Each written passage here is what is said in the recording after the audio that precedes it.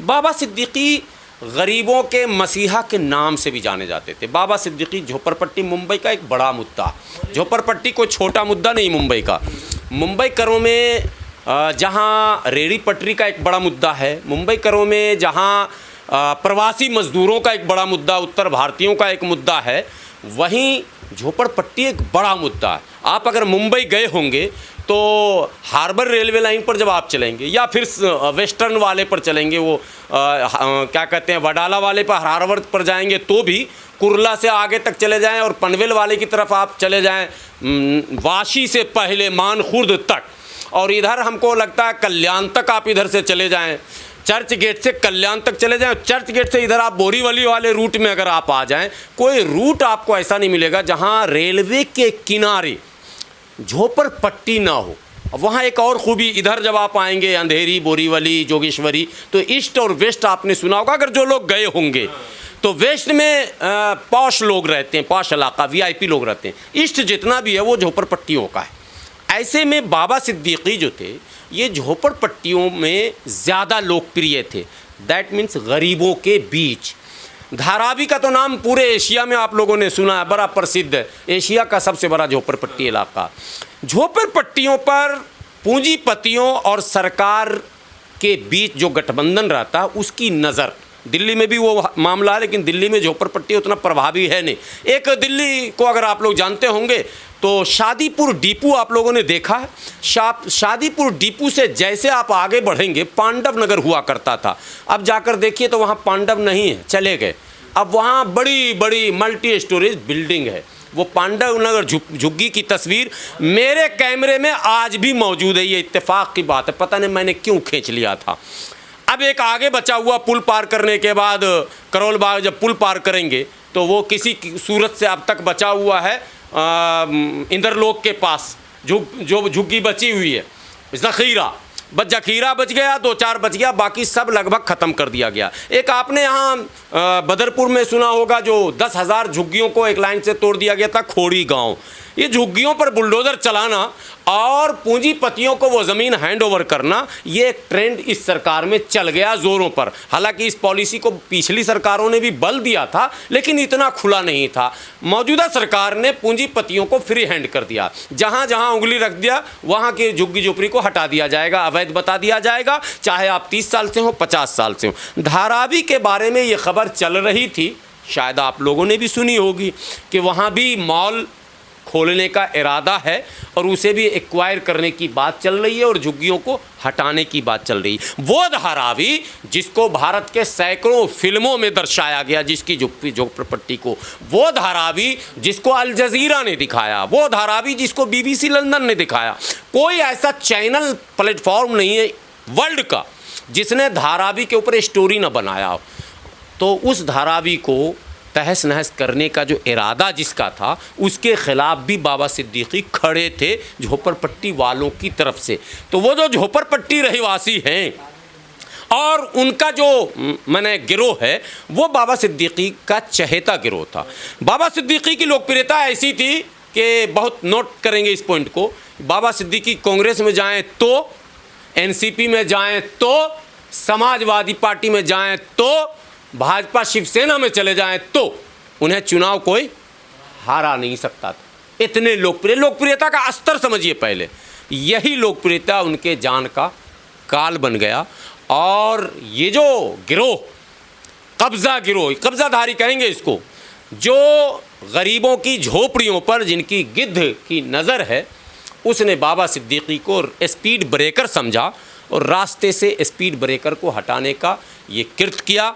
और प्लान ऐसा था कि उस दृश्य को आप लोगों ने तो देखा, कैद किया। बहुत लॉरेंस बिश्नोई का हाथ, बड़ा हाथ बताया जा रहा है इसमें पूरे मामले में।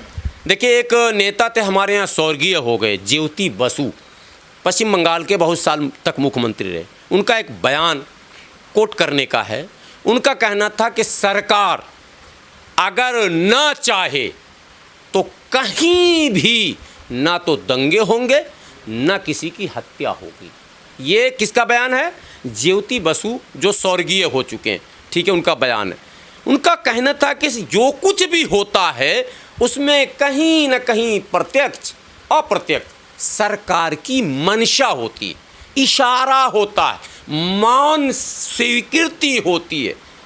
तो अब लॉरेंस बिश्नोई का नाम ले लो, दाऊद इब्राहिम का नाम ले लो, छोटा राजन का नाम ले लो, जिसका नाम लेना ले लो आप। नाम लेने का मसला नहीं है, मसला ये है कि बाबा सिद्दीकी हत्यारे तो नहीं थे कि कोई अपने बाप का बदला लेने के लिए बेटा चला गया था। मारने वाला जो 3 को पकड़ा गया है, सही या गलत, तीनों तो नॉन मुस्लिम है। ज़रा सा पूछिए, और तीनों 3 जगह का, उसका तो कोई कनेक्शन ही नहीं कहीं से समझ में आ रहा। कोई यूपी का, कोई हरियाणा का, कोई अजीब मसला यार। कनेक्शन तो ये होता कि उसने बम्बई में अगर किसी को मारा होगा, लूटा होगा, पीटा होगा, तो उसका बेटा बच्चा आता सामने, बात समझ में आती। बिल्कुल ये सारी बातों पर मैं यकीन नहीं करता। मैं इतनी बात जानता हूँ कि कोई बड़ी ताकत है पर्दे के पीछे से, जिसने बाबा सिद्दीकी को यहाँ से अपने रास्ते से हटाया। क्या आपको कनेक्शन लगता है जिस तरह अतीक अशरफ की हत्या इसी तरह कराई गई हथकड़ी में?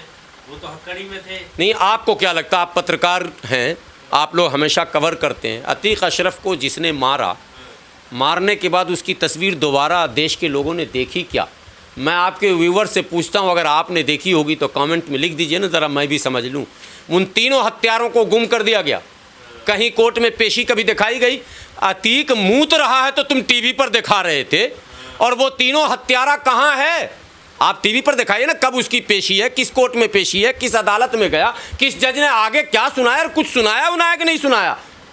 बस इतनी सी बात, अगर समझदार हैं आप लोग तो समझ लीजिएगा, और ना समझने वाले के लिए तो भाई कोई उपाय ही नहीं है, इसका तो कोई हल ही नहीं है। लेकिन इतनी बात समझनी है कि जब तक इशारा नहीं होता है, इस तरह की बड़ी हत्याएं नहीं होती। मौलाना साहब, बाबा सिद्दीकी को दाऊद के गैंग से भी बताया जा रहा है, इसे किस तरह देख रहे हैं? अरे वो तो पहलवान को मारन, पहलवान का जो मंत्र था, अरे कुश्ती संघ का जो अध्यक्ष था अभी ब्रजभूषण, उस पर भी दाऊद का आरोप है। पहले उसकी सफाई दे न दीजिए। ये तो एक नैरेटिव होता है, किसी को क्रश करना हो। जैसे अगर गुलाम सरवर की ज़ुबान से किसी को तकलीफ़ पहुंचेगी, या उसे लगेगा कि ये मेरे ख़िलाफ़ बोलता, तो वो क्या करेगा? वो मेरा कनेक्शन बैड एलिमेंट से जोड़ने की कोशिश करेगा। यही एक रास्ता होता है ताकि छवि बिगड़ जाए। ठीक है, मुस्लिम लीडरशिप को ख़त्म करने की जो बात सामने आ रही है, उससे कितना इत्तेफाक? तो नहीं, थोड़ा सा इसमें तरमीम कीजिए। मुस्लिम लीडरशिप को ख़त्म करने का मसला यहाँ पर नहीं था। पुअर लीडरशिप में, प्रो पुअर, गरीब परवर, गरीबों का हितौशी, गरीबों की आवाज़ को कुचलने और बंद करने का ये प्रयास है। इसलिए मैं प्रो पुअर इसको मानता हूँ, प्रो मुस्लिम नहीं। क्या बाबा सिद्दीकी के चाहने वाले मुस्लिम थे? जाइए जुलूस में देखिए, उनके जनाजे में लाखों गैर मुस्लिम थे, वो सब उनके चाहने वाले थे। इसलिए ये मुस्लिम हिंदू के नज़र से मैं इंफरादी तौर पर नहीं देखता हूँ। वो प्रो पुअर था, वो गरीब परवर था, गरीबों से प्यार करने वाला था, गरीबों की लड़ाई लड़ने वाला था, और इस धरती पर गरीबों के लिए आवाज़ उठाने वाला। इसी तरह उसके साथ उसकी घेराबंदी होती है। वो कई हादसे होते रहे। अभी एक नाम पप्पू यादव का बीच में आ गया ना, तो मैं एडिशनल कर दूँ, अभी पप्पू यादव भी कूदे हैं इसमें।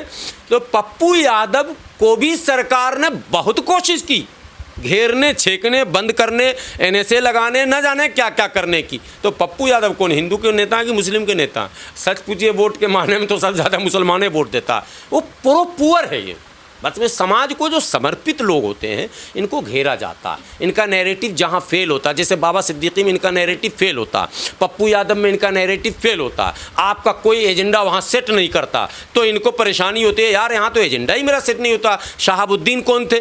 प्रो मुस्लिम कहा जाता था। राजपूत तो वहाँ जान देते थे शहाबुद्दीन के लिए, जाकर वहाँ अब सीवान में पता लगाइए, वहाँ आप पता लगाइए ग्राउंड पर नॉन मुस्लिम कितने उनके लिए खड़े हो जाते थे सीवान में। लेकिन एक हवा बना दिए मुसलमानों का नेता। नो, प्रो पुअर इनको हम कहते हैं। ये समाज से, डाउन सेक्शन से सीधा कनेक्शन जिसका होता, वो उसको, उसका कठिन है दौर। ये बाबा सिद्दीकी के साथ यही हुआ है। बाबा सिद्दीकी के बाद जो है मौलाना साहब, सलमान खान की सिक्योरिटी बढ़ा दी गई, कह रहे अगला नंबर सलमान खान का है। नहीं, सलमान खान भी प्रो पुअर ही गिना जाता, लेकिन सलमान खान के फ़ैन दूसरे ढंग के हैं और बाबा सिद्दीकी के फ़ैन दूसरे ढंग के। दोनों के फ़ैन के क्वालिटी अलग हैं। और सलमान खान के साथ कुछ नहीं होगा, इसलिए कि सलमान खान को का स्टाइल थोड़ा सा लाइफ स्टाइल अलग है। बाबा सिद्दीकी चूँकि एकदम समाज में रहते थे, वो लीडर थे, इसलिए सिक्योरिटी तो उनके पास भी थी भाई, लेकिन वो आवाम में मिलने वाले लोग थे ना, उसी में गड़बड़ी होती है ना, मुसाफा किया, हाथ मिलाया, ये कि वो। सलमान खान का वो मसला नहीं है। सलमान खान का 4 मुस्टंडा खुद आगे जाके पहले लाइन क्लियर कर लेता है, वो एक अलग तरीका है। बहरहाल मौत किसी को होगी, कुछ भी हो सकता है, वो हम कोई भविष्यवाणी, हम पंडित नहीं है कि भविष्य वक्ता हैं कि भविष्य बोल दें, लेकिन बहरहाल सतर्क तो ऐसे लोगों को रहना ही। मुंबई शहर के अंदर बाबा सिद्दीकी, अबू आसिम आज़मी जैसे 5-6 चेहरे हैं। प्रोफेसर सुहेल लोखंडवाला थे किसी ज़माने में, रिजवी बिल्डर थे किसी ज़माने में, जिनकी गिनती होती थी और इनकी पैठ, इनका माने टांग अड़ाने की क्षमता जिसको कहते हैं, वो इन लोगों की थी। हुसैन दलवई थे, ये सारे लोग थे, लेकिन सबसे ज़्यादा चर्चित जो लोग रहे उसमें अबू आसिम आज़मी और बाबा सिद्दीकी रहे। बाबा सिद्दीकी तब और ज़्यादा चर्चे में आए थे जब सलमान खान और शाहरुख खान के बीच मनमुटाव चल रहा था, और उन्होंने अपनी पहल से, अपनी भाग दौड़ से उन दोनों को एक मंच पर ला दिया और दोनों को गले मिला दिया। शायद दुश्मनों को ये नागवार गुज़रा हो सकता है, कुछ लोग ऐसे भी हैं जो नहीं चाहते होंगे, जो काम बाबा सिद्दीकी ने कर दिया।